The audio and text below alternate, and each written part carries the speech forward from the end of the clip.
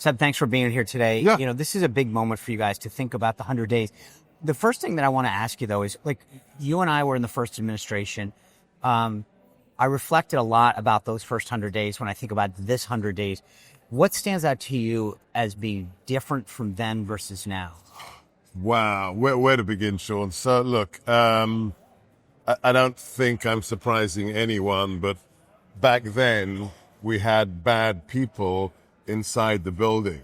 Right. We had people like John Kelly at the rank of Chief of Staff. We had people like Vindman, uniformed O5s who were committing felonies by leaking presidential phone calls to the Washington Post. So we had people who were actively subverting the mandate of 64 million Americans that the president had received back in the first administration. Now, if you just do a little kind of list of who the characters are across the administration, who are the cabinet members, who are the directors. The fact that, Kash Patel, a friend of mine, runs the FBI, that I'm friends with Pam Bondi, John Radcliffe, on and on and on. It's different. And it's not because it's not the function that we know each other. It's that we're all committed to the president's vision and the mandate. I'm not saying there aren't bad guys in the swamp, but the idea that there are no Rex Tillersons. There are no people who shouldn't be here making decisions or trying to undermine the president. And I think you've seen, look, can I tell you a story that I haven't shared publicly? Yes, please. So there's this thing, Pebble Beach, right? Yeah. The North Lawn, right, where you have these little canvas tents next to each other for all the cable stations. When they say, our correspondent from the White House, they're standing in a camera that's, with 20 other cameras in this temporary canvas overhang on the North Lawn. Second week of the administration, I'm standing there doing an interview for Newsmax, or waiting to do an interview, and there's a woman next to me in the ABC or NBC camera thing. She's not on air yet, but she's got her little earpiece in. You can hear, she's talking to her producer, and clearly she doesn't realize that canvas is not sound deadening, right? And I'm right next to her, and she goes, I don't know, I can't keep up. Yeah, that's the point, madam. Right. Shock and awe. We are doing so much at the same time, whether it's the border, whether it's tariffs, whether it's counterterrorism, that the lunatics can't keep up with us. So it's not true, but in fairness, I thought about this. I was doing a segment for my show yesterday, right? And I talked to some of our former colleagues here, and they sent me, I'd asked them, give me some of the talking points in the list. I swear to God, I think it was like 25 pages, and that's the summary. Right. So, respectfully, it's not just the lunatics. It's people like me that can't keep up. And I say that because I was reminded, right? And so I think about this in the context of some of the stuff that you've done. I've remembered from some of the Instagram photos of you greeting some of these people back to, and if sometimes I don't know that we fully have time to appreciate digest them with. And that does make me wonder. So, not that he should slow down, but how do we get people to understand some of the human pieces?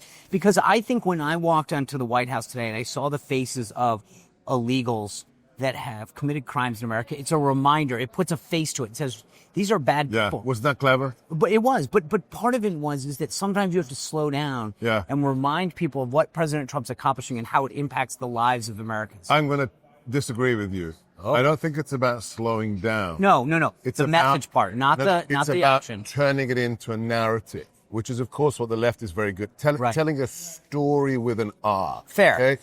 That's what we need to do more. Right, and I don't want to be, I'm with you. I don't think he should slow down, but there should be, how do we tell? The story should be told. I'm not a big fan of his, but did you see this video Glenn Beck posted last night about how the president took us upstairs to the private residence and he told us these amazing stories and showed us amazing things. And he does his usual, almost crying thing. And then we came downstairs and my wife and I had to sign this piece of paper saying, we can't tell anyone what the president told us and I want to share these stories with you.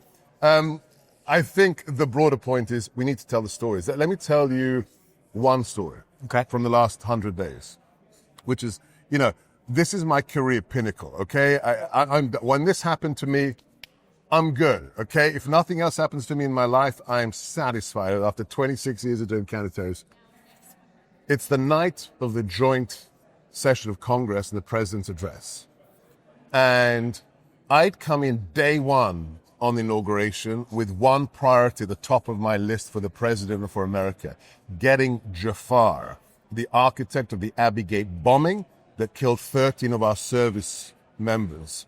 But honestly, I thought this would take us maybe a year, at best 6 months, because this guy's been hiding around tough regions of the world.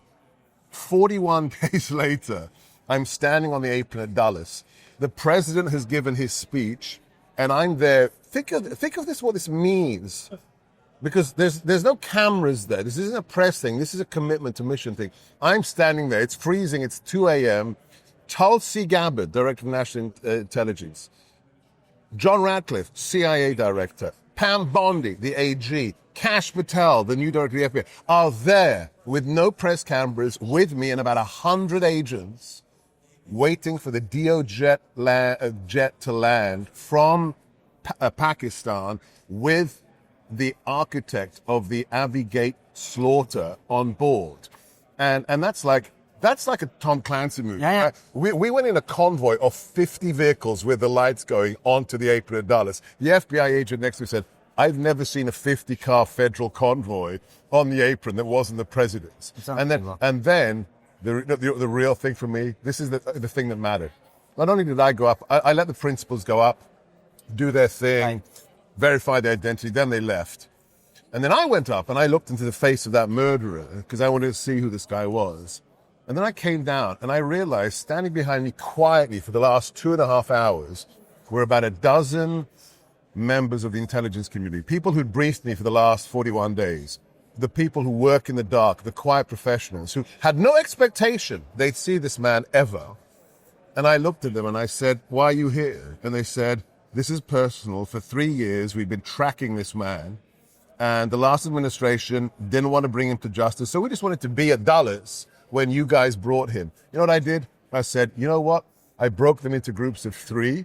And I took them up onto the deck of the aircraft so these analysts who've been tracking this man for 3.5 years could look him in the face. When you do that, you don't need a medal. You don't need a nice piece of paper. When you see the look, when the chief analyst hugs you after and says, you have no idea what that meant. All those hours in working, they go, that's why we do it. Let me just ask you the last thing that I want. You're working on this counterterrorism strategy. Explain what it is and when it's going to come out.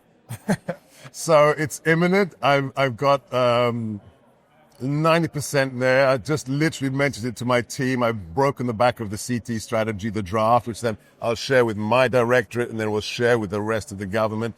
The big difference is we're getting politics out of counterterrorism. We're not going to be allowing the FBI to surveil Catholics because they go to Latin Mass. We're not going to have, school board, meeting parents tracked as domestic terrorists. We're getting politics out of counterterrorism, and we're also being smart about counterterrorism. We're bringing back something from the first administration called sustainable counterterrorism. We're not doing forever wars for decades with trillions of dollars. We're going to go in hard. We're going to smack the biggest organizations to their back in their box, and we're going to keep America safe. Awesome. Hey, thanks for spending time with us. God bless you, John. We miss you. Well, we miss you. I enjoy what I'm doing now, and I know you're enjoying it. So let's just, I'll come be a visitor. How's that? Love it. Thanks, brother. Appreciate it. Thank you. Well, if you enjoyed this content, make sure to like this video, subscribe, and click the notification bell to get more.